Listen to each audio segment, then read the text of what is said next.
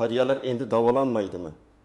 Kasalxonada yangi qo'yda chiqibdimi? Yo'llanmasi bo'lsangiz qabul qilishmaydimi? Shoshilinch holatda ham pul so'rashadimi? degan savollar oxirgi paytda juda ko'p berilyapti. Men bugun aynan shu masalani oddiy, tushunarli va amaliy qilib tushuntirib beraman. Chunki bu ma'lumot faqat qariyalarga emas, har bir oilaga tegishli. Uyida ota-onasi, buvisi, bobosi, nogironligi bor qarindoshi yoki surunkali kasali bor odam bo'lsa, bu gaplarni albatta eshitib olish kerak. Hozir videoni oxirigacha ko'ring, chunki men sizga qaysi holatda kasalxona qabul qilish shart, qaysi holatda yo'llanma talab qilinadi, qaysi joyda odamlar xato qiladi, qanday hujjatlarni tayyorlab qo'yish kerakligini aniq aytaman. Kanalga hoziroq obuna bo'ling, videoga like bosing. Chunki bunday ogohlantiruvchi ma'lumotlar odamni vaqtida harakat qilishga majbur qiladi. Avvallari ko'pchilik kasal bo'lsa, ayniqsa yosh katta odamning ahvoli yomonlashsa, to'g'ridan to'g'ri tuman yoki shahar shifoxonasiga olib borardi. Ba'zan shifokor ko'rib, joy yo'q desa ham tanish bilish orqali yotqizishga harakat qilinardi. Ba'zan poliklinikadan yo'llanma olib borilardi. Ba'zan esa umuman hech qanday hujjatsiz borilardi. Odamlarning tasavvurida kasalxona degani borsam ko'rishadi, kerak bo'lsa yotqizishadi degan tushuncha bor edi. Hozir esa tizim ancha tartibga solinyapti.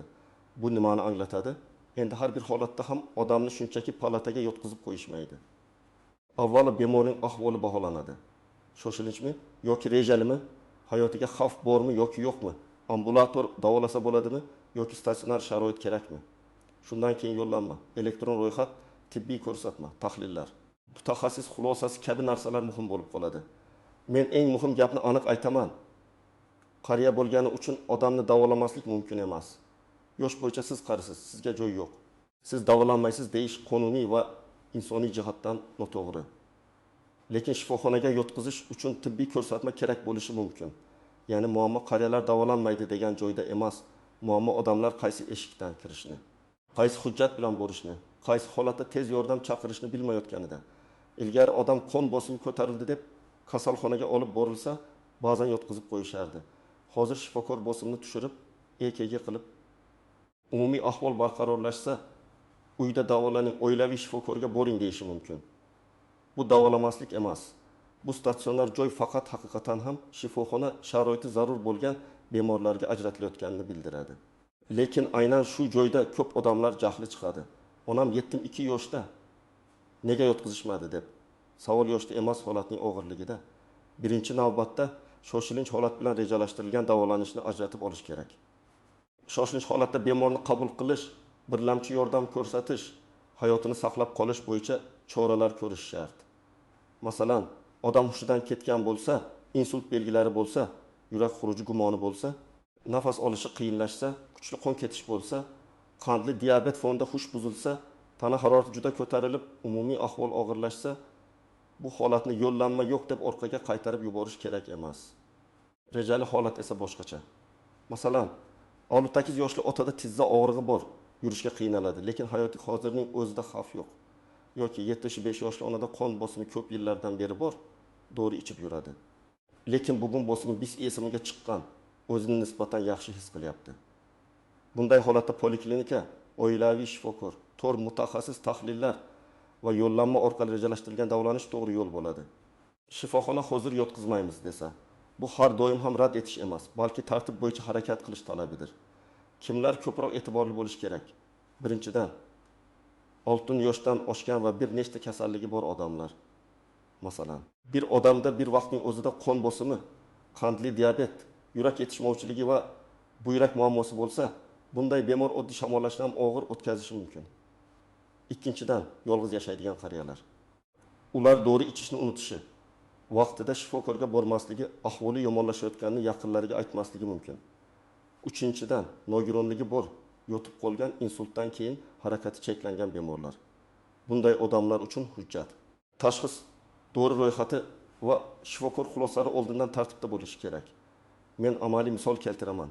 7 yoshli erkakda qon bosimi bil taqdimiga ko'tarildi. Oilasi vahimaga tushib, mashinada kasalxonaga olib bordi. Qabul bo'limida bosimi o'lchandi, EKG qilindi, dori berildi. Kartana daqiqadan keyin bosim -15 ga tushdi. Ko'krakda og'riq yo'q, nafas olishi yaxshi, nevrologik belgilar yo'q. Shifokor uyga boring, ertaga oilaviy shifokorga murojaat qiling. Dorilarni qayta ko'rib chiqish kerak dedi. Qarindoshlari buni qariyani davolashmadi deb qabul qildi. Aslida bu yerda bemorga birlamchi yordam ko'rsatilgan, shoshilinch xavf inkor qilingan. Keyingi nazorat ambulator tarzda tavsiya qilingan. Lekin xato qayerda? Oila odamning doimiy ichadigan dorilarni, oldingi EKG natijalarini, tashxislarni olib kelmagan. Shifokor to'liq tarixni ko'rmagan. Boshqa misol. 74 yoshli ayolning nutqi chalkashdi, og'zi bir tomonga tortildi, qo'li kuchsizlandi. Oila ertagacha kutaylik, balki bosimdan bo'lgandir dedi.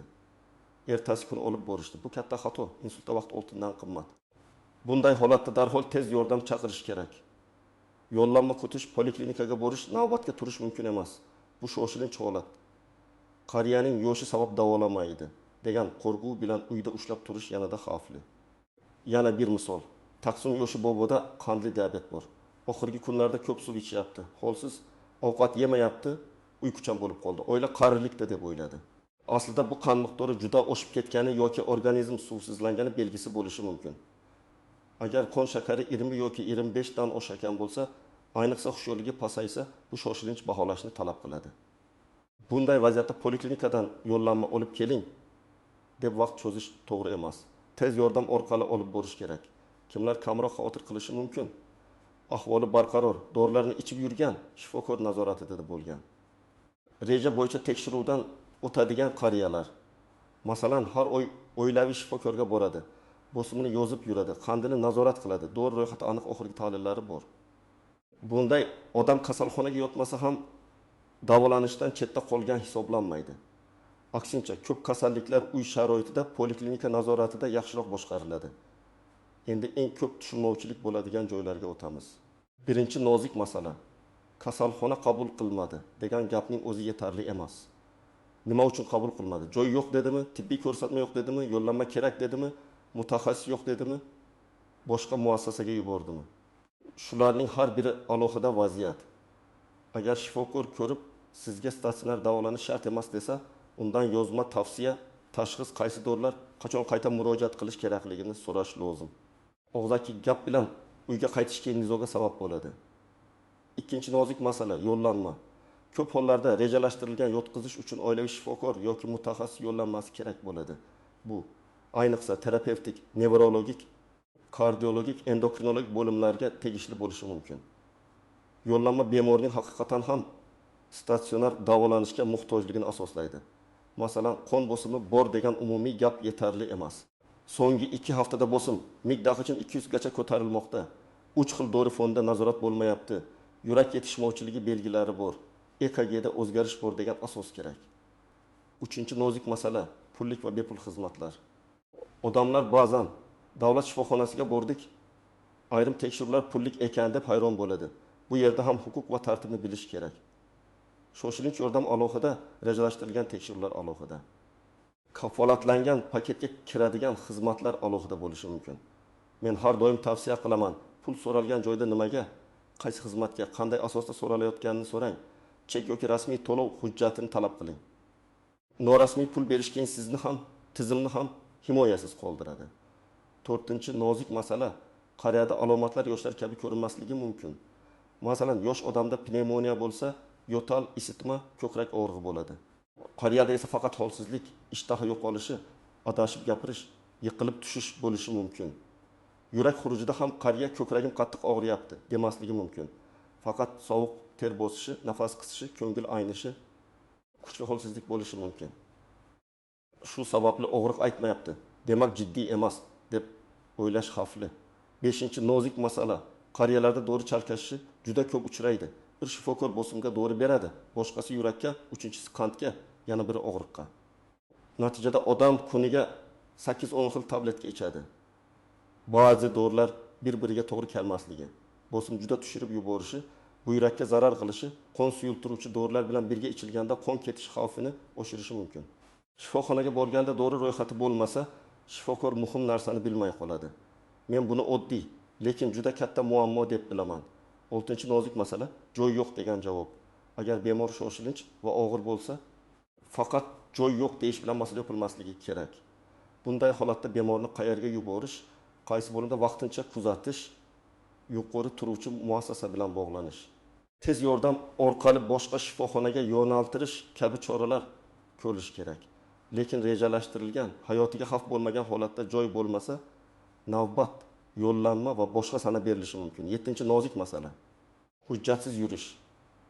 Qariyaning pasporti yoki ID kartasi, tibbiy daftari, nogironlik hujjati, pensiya guvohnomasi, oldingi kasalxona epikrizlari, tahlillari, EKG, UZI, rentgen natijalari uyda bir joyda turishi kerak. Ko'pincha bemorni kechasi olib kelishadi. Qarindoshlar esa hujjatlar uyda qolib ketdi deyishadi. Shifokor bemorni ko'radi, lekin oldingi kasallik tarixi bo'lmasa, qaror qabul qilish qiyinlashadi. Ayniqsa yurak stenti qo'yilganmi, insult bo'lganmi, allergiyasi bormi, qaysi dorini icha olmaydi. Bular juda muhim. Endi men sizga aniq nima qilish kerakligini bosqichma-bosqich aytaman. Birinchi qadam, oilangizdagi yoshi katta odamlar uchun alohida tibbiy papka tayyorlang. Bu papkada ID hujjat nusxasi, doimiy tashxislar ro'yxati, ichayotgan dorilar nomi va dozasi, allergiyasi, oxirgi tahlillar, shifokor xulosalari, kasalxonadan chiqqan epikrizlar bo'lsin. Dorilarni oq tabletga, qizil tabletga deb emas, nomi bilan yozing. Masalan, ertalab falon dori 5 mg, kechqurun falon dori 10 mg. Bu oddiy qog'oz qabul bo'limida juda katta yordam beradi. Ikkinchi qadam, oilaviy shifokor bilan aloqa yo'lini aniqlang. Qariya qaysi poliklinikaga biriktirilgan, oilaviy shifokori kim, qaysi kun qabul qiladi, qanday telefon orqali bog'lanish mumkin, buni oldindan biling. Rejali davolanish kerak bo'lsa, avvalo shu joydan boshlang. Biz kasalxonaga boramiz, o'sha yerda hal bo'ladi degan yondashuv hozir ko'p joyda ishlamaydi. Tizim avval birlamchi bo'g'in, keyin mutaxassis, keyin statsionar tarzida yuradi. Uchinchi qadam, qariyaning ahvolini uyda kuzatishni o'rganing. Qon bosimini o'lchab, daftar tuting. Qandli diabet bo'lsa, qand ko'rsatkichlarini yozing. Harorat, nafas qisishi, shish, siydik kamayishi, hushyorlik o'zgarishi, yiqilish, nutq buzilishi kabi belgilarni e'tiborsiz qoldirmang. Shifokorga borganda kecha yomon edi deyishdan ko'ra, 3 kundan beri bo'lsin, bidiy saqasi midda olsin, puls 1.5, kechasi nafas qisadi, oyoqlar shishgan desangiz vaziyat ancha aniq bo'ladi. 4-qadam. Qachon tez yordam chaqirish kerakligini biling. Agar qariyada ko'krak og'rig'i, nafas yetishmasligi, hushdan ketish, bir tomonlama qo'l oyoq kuchsizligi, nutq buzilishi, yuz qiyshayshi, kuchli bosh og'rig'i, to'xtamaydigan qon ketish, qand juda yuqori yoki juda past bo'lishi, yiqilib boshini urishi, tana harorati tushmay turishi va umumiy ahvoli og'irlashishi bo'lsa, kutmang. Bunday holatda yo'llanma izlab yurish emas, tez yordam chaqirish kerak. 5-qadam. Qabul bo'limida tinch, lekin qat'iy gapiring. Davolanglar deb baqirishdan foyda kam. Aniq gapiring, bemor necha yoshda, asosiy kasalliklar nima, bugun nima o'zgardi, qachondan beri davom etyapti, qaysi dorilar ichildi, natija bo'ldimi yoki yo'qmi? Agar shifokor uyga javob bersa, yozma tavsiya so'rang. Qanday tashxis bilan uyga ketyapmiz? Qaysi dori? Qachon qaytib kelishimiz kerak? Qaysi alomat bo'lsa darhol qaytamiz deb so'rang. 6-qadam. Agar rejalashtirilgan yotqizish kerak bo'lsa, yo'llanmani to'g'ri rasmiylashtiring. Oilaviy shifokorga boring, kerak bo'lsa to'rt mutaxassis xulosasini oling, tahlillarni topshiring, EKG yoki boshqa tekshiruvlarni qiling. Yo'llanmada faqat davolanish uchun degan umumiy ibora emas, aniq asos bo'lishi kerak. Masalan, surunkali yurak yetishmovchiligi zo'rayishi, qandli diabet nazoratsiz ketishi, qon bosimi dori fonda barqarorlashmayapti, nevrologik holat yomonlashgan kabi aniq sabab ko'rsatilsa, qaror qabul qilish osonlashadi. 7-qadam, rad javobi bo'lsa, uni to'g'ri hujjatlashtiring. Men darhol janjal qilishni maslahat bermayman. Avval tushuntirish so'rang. Agar sizningcha bemorning ahvoli og'ir bo'lsa, bo'lim mudiri yoki mas'ul shifokor bilan gaplashishni so'rang. Iltimos, bemorning holatini qayta baholab bering. Bizda mana bunday belgilar bor deb ayting. Agar baribir qabul qilinmasa, yozma xulosa yoki tavsiya so'rang. Keyin tuman sog'liqni saqlash bo'limi, shifoxona ma'muriyati yoki tegishli murojaat kanallari orqali rasmiy murojaat qiling. Rasmiy murojaatda sana, vaqt, muassasa nomi, bemor holati, kim bilan gaplashganingiz, qanday javob olganingiz yozilishi kerak. 8-qadam, dorilarni o'zboshimchalik bilan ko'paytirmang. Qariyaning bosimi tushmayapti deb bitta doridan 2-3 dona berish. Og'riyapti deb kuchli og'riq qoldiruvchi berish, qon suyultiruvchi dorini shifokorsiz boshlash xavfli. Masalan, buyrak faoliyati yomon odamga ayrim og'riq qoldiruvchilar zarar qilishi mumkin. Qon suyultiruvchi dori ichayotgan odamda oshqozondan qon ketishi mumkin. Shuning uchun har bir yangi doni shifokor bilan kelishish kerak. 9-qadam, qariyani yolg'iz qoldirmang, ayniqsa kasallik zo'raygan paytda. Yosh katta odamlar men yaxshiman deb aytishi mumkin, lekin aslida ahvoli og'ir bo'ladi. Ular oila a'zolarini bezovta qilmaslik uchun alomatlarni yashiradi. Har kuni telefon qilib, yaxshimisiz deyish yetarli emas. Bosimini o'lchadimi? Ovqat yedimi? To'g'ri ichdimi? Siydigi kamaymadimi? Bo'shi aylanmadimi? Yiqilmadimi? Shularni so'rash kerak. 10-qadam, oilada oldindan kelishib oling. Qariya kasal bo'lib qolsa, kim tez yordam chaqiradi? Kim hujjatlarni oladi? Kim to'g'ri ro'yxatini biladi? Kim shifokor bilan gaplashadi? Favqulodda vaziyatda hamma bir-biriga qo'ng'iroq qilib vaqt yo'qotmasligi kerak. Ayniqsa insult, yurak xuruji, nafas yetishmovchiligi kabi holatlarda har bir daqiqa muhim. Men yana bir muhim narsani aytaman. Kasalxonaga borishning o'zi davolanish degani emas. Davolanish tizimli bo'lishi kerak. Qariya uyda to'g'ri ichmasa, ovqatlanishiga e'tibor bermasa, qandini nazorat qilmasa, bosimini o'lchamasa, har safar ahvoli og'irlashganda kasalxonaga yugurish muammoni hal qilmaydi. Eng yaxshi natija poliklinika nazorati, oila e'tibori, to'g'ri tartibi, vaqtida tekshiruv va shoshilinch belgilarini tanish orqali bo'ladi. Shu bilan birga, men shifoxonalar va tibbiyot xodimlari uchun ham bir narsani aytaman. Qariya odam bilan tushunarli gaplashish juda muhim. Qarindoshlar vahimada bo'ladi. Ularga joy yo'q, yo'llanma olib keling. Uyga boring degan qisqa javob yetarli emas. Nima uchun yo'tkazilmayapti? Uyda qanday davolanish kerak? Qaysi ma'lumotda qaytish kerak? Qayerga murojaat qilish kerak? Qayer buni aniq tushuntirish kerak? Chunki tushuntirish bo'lmasa, odam buni beparvolik deb qabul qiladi.